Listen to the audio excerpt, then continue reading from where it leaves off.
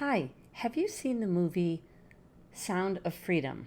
Sound of Freedom was recently released and is a very captivating and shocking movie, especially for those of you who are not familiar with the sex trafficking industry, in particular child sex trafficking. Now, this movie is one man's story based on a true story about Tim Ballard, who was a special agent to Homeland Security, and he dealt with international sex trafficking. The movie starts off very gripping, and it shows how poverty could lead into it. Definitely deception of families, lower income, people who think they're going to get a better life and that they're promised things, they're going to get opportunities. So I don't want to give too much of the movie away, but I would recommend it. It's just very fascinating. It just emotionally draws you in to the horrors of what goes on. And so today I want to talk about the call to action. This movie has a call to action. It stirs the heart, it stirs the emotions, and it makes you wonder, what can we do about it? We have to do something about it. And when I went to it, the theater was full, and there were a couple of outbursts from women. Do something about it. Why can't we get rid of this? And I have a few answers and suggestions to this that the movie didn't have time to bring up or just didn't bring up. Again, it was one man's story, and it just focused on one aspect of the sex trafficking industry. I'm so glad that they made this movie. It's opening up a lot of people's eyes. I believe this movie is a good educational tool. The Sound of Freedom stars Jim Caviezel, who takes the part of Tim Ballard, and it just brings up so many good points. God's children are not for sale. What would you do if your child was snatched from your home and you couldn't find them and they were abducted into the sex trafficking industry? It's really a pause for alarm for us parents to think, well, what can we do? We must be safe with our children, because this does happen in the United States.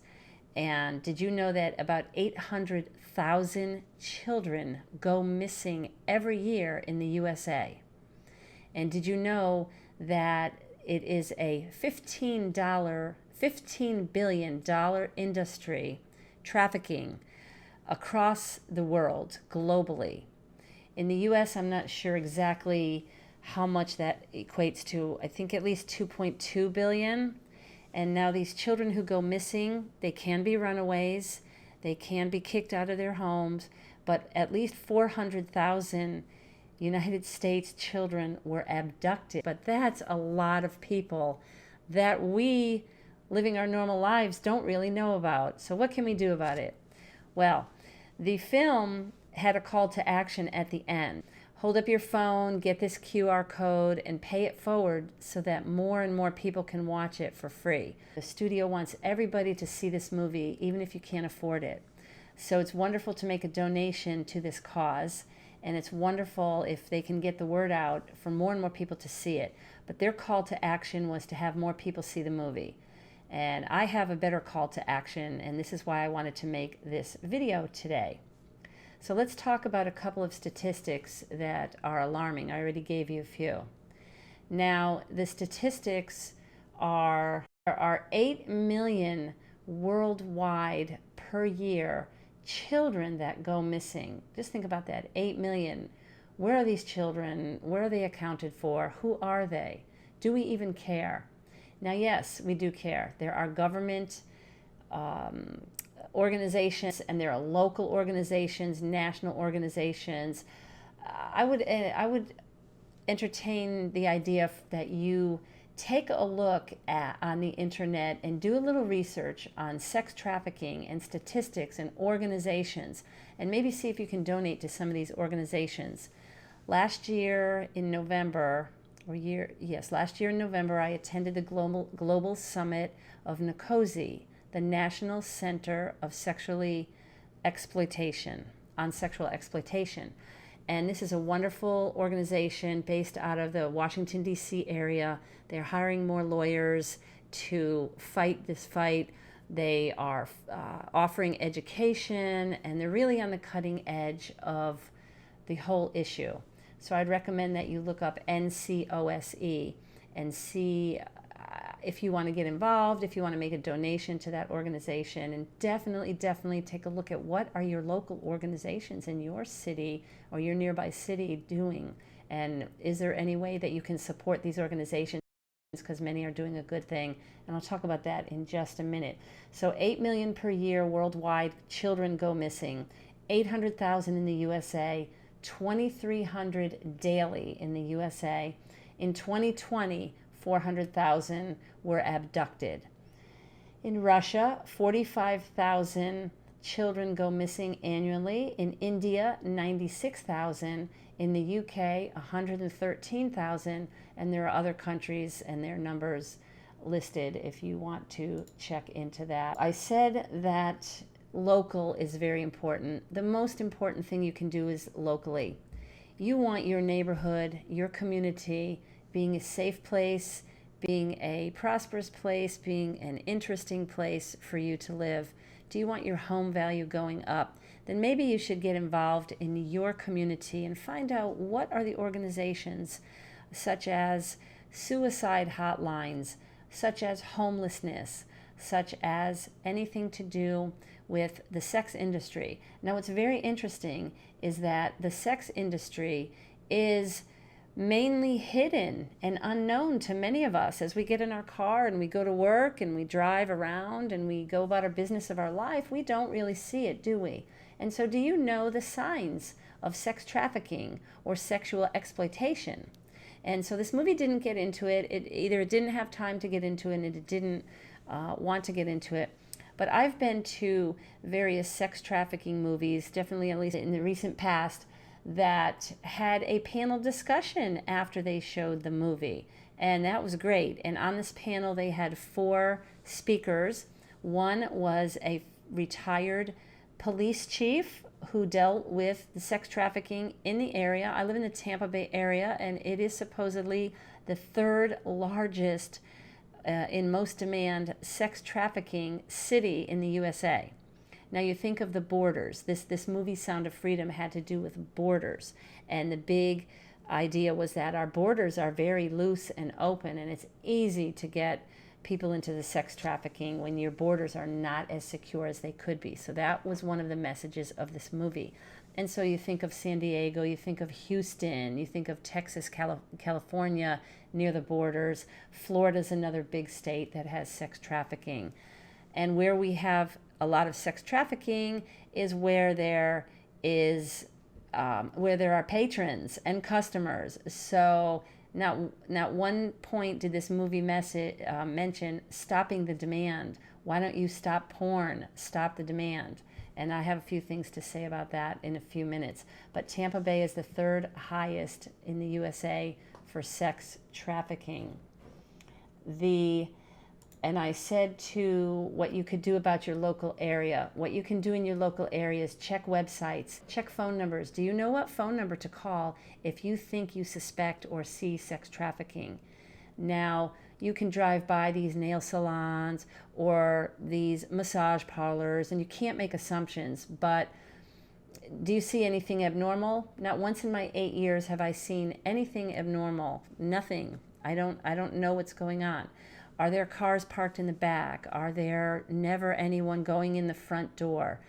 It's just very strange, and it's a very dark, secretive, hidden type of thing that goes on. So the best thing you can do is, yes, watch this movie, get educated, to know that it goes on, and to wonder, is there anything that you can do about it? So check websites, check phone numbers, how to report an incident if you see something. If you see a suspicious individual, a person of interest with a little child that is unkempt or looking down or looking sad or scared. But again, is it your business? How do we know when something is our business or when something is just a family member out in the public? So it's very, very difficult. I I make donations, I get involved, but I leave it to those who are dealing in the situation, and I definitely have an awareness, but I haven't seen anything, so I'm not privy to it. Check to see if there's any organizations in your area. They sometimes often offer educational information. They might tell you how can you get involved. And so you can donate locally. You can look up these organizations and see if they offer an event. Do they offer a movie and a screening and a panel discussion? Do they offer talks to come to the business place or to schools, age-appropriate school discussion, just about what goes on in our culture and how to be safe. Also, you can take a look to see if there are any events going on. In last March, there was an event of the Buyer Rehabilitation Project.org here in the Tampa area that had a freedom walk. And this was a 2.5K walk, or maybe a 5K walk. You could run if you wanted to, for families. And so you do go on this walk, and there were different vendors there, different educational outfits, and they actually had a couple of speakers. They had a speaker, a male who broke free from being a sex buyer.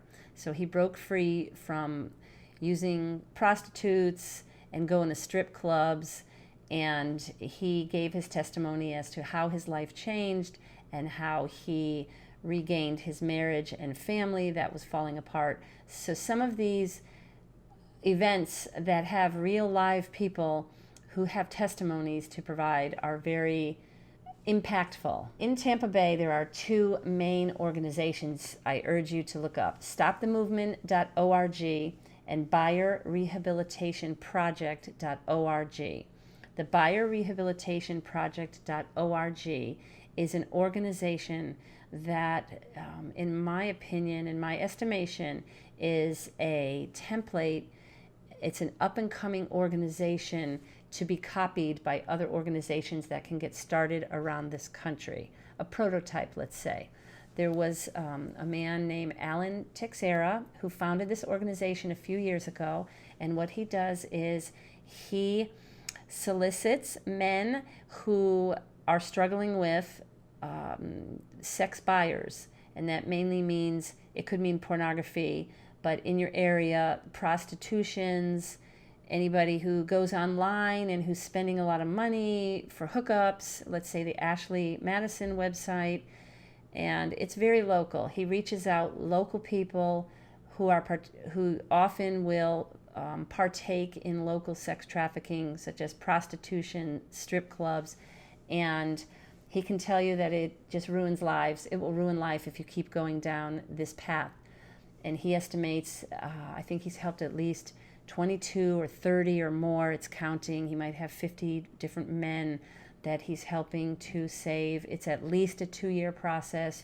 You go into counseling, you work a program, you have weekly or twice a week meetings, a support group, a men's support group, and it's just a wonderful way to stop the sex trafficking, right? He figured there's been over $1 million in savings when these men quit because they are no longer buyers. He is helping to stop the demand and help these men get clean and free.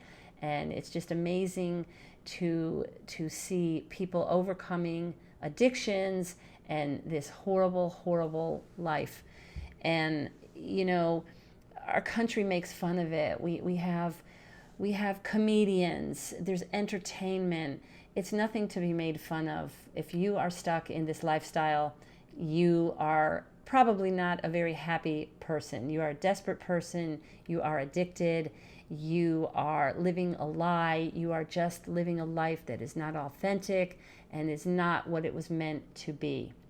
The other organization in the Tampa area is called StopTheMovement.org. Wonderful organization. It's estimated that there are 40 strip clubs in the Tampa Bay area. I noticed this right away when we moved here. We moved 8 years ago from Northern Virginia. I don't think I saw any strip club at all, and I drove around quite a bit in the region.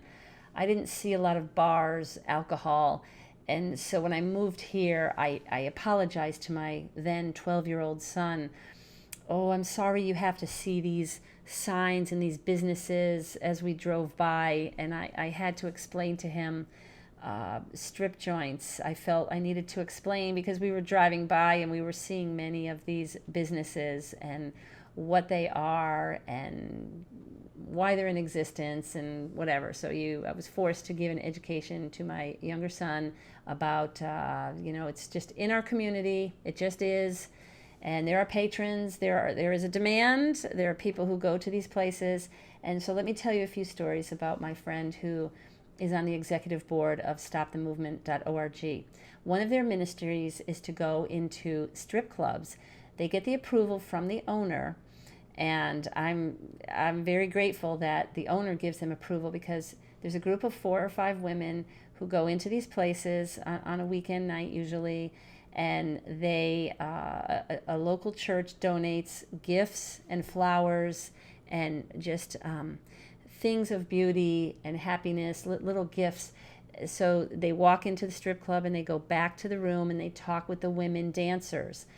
And what they often find are forlorn looks, empty looks, vacant looks in the women's eyes. They can tell that the women don't really choose and want to be doing this. Many do it because it could be good money, easy money. Some of the nicer strip clubs, she says, the women dancers are treated better, and they don't have a relationship with some of the strip clubs that are the more seedy, darker types. But they go and they try to minister and just talk to the women and just say, look, you have a choice in life. You don't have to be doing this. And I don't know exactly what kind of conversations go on, but it's just really woman to woman reaching out to another and showing some compassion and just visiting with them. The dark side of it is, if there's a quota that each dancer is supposed to raise by the end of the night, and if she does not meet that quota, she will have to go next door to a hotel and perform acts of prostitution to increase her money for the evening so that she can then hand over to the boss. So there are expectations of delivery and making money. It's a money-making business. It's zapping souls and taking money and making money, and just the human objectification and really lowering. We are created to be so much more with our brains and our person, and to be doing the strip clubs and the prostitution and all of this. So stopthemovement.org is an organization that tries to help clean it up. They try to get rid of sex trafficking, mainly sex trafficking. When we talk about trafficking, that can be human trafficking, that can be low wages, someone moving into the home from another country, paid very minimally, and taken advantage of for labor, hours and hours. But today I'm talking about sex trafficking.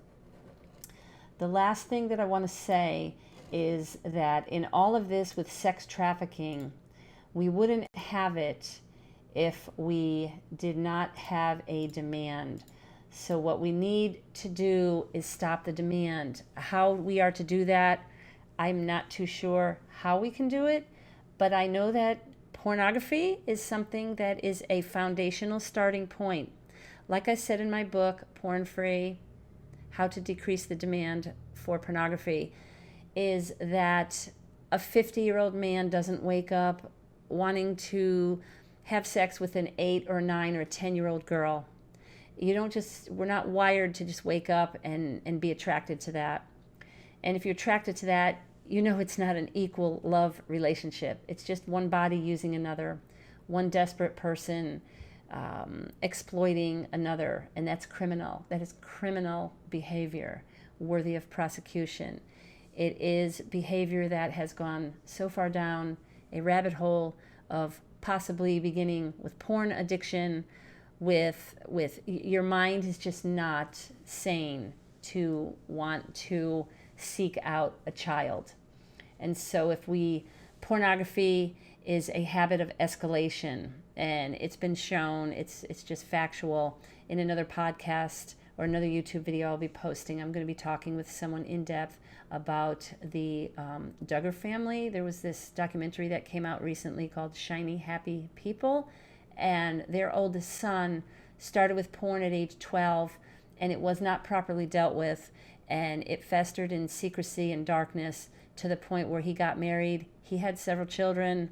He escalated into Ashley Madison website where they encourage you to have, well, they don't encourage you, but it is a place for people to meet people who are monogamous, married, and who want to step out of their relationship. And one of their bylines on their website is monogamy is monotony. Really, there's a lot of this going on. And so their oldest son is now doing a prison sentence because he was caught with child pornography on his work laptop. Pathways, pornography. We have to stop the demand. The call to action is for you to get involved locally, for you to research, to see what can you do. Can you make donations to local organizations fighting this fight? Can you educate yourself? Can you identify the horror that goes on in your area? Because this movie was about international, so it still seems far removed from us. Oh, Honduras, Colombia, these other countries, this is going on. Wow, that's terrible. Why don't you take a look into your own backyard? And 3 top areas of Florida are Miami, Orlando, and Tampa. If you live in any of these areas or nearby areas, take a look at what is going on. Do you know? Can you identify? So anyways, the movie was Sound of Freedom. Excellent movie. I would recommend it. It's a wake-up call for us to start thinking that we are of the human race. We are of the human race, and do we care? Do we care enough to stop the demand, stop using porn? It's unacceptable. It's immoral. It's criminal. It's not funny. It's not that it happens to someone over there. When you think of the millions of people that go missing in this world, you ought to wake up and think, what can I do? What small part can I do?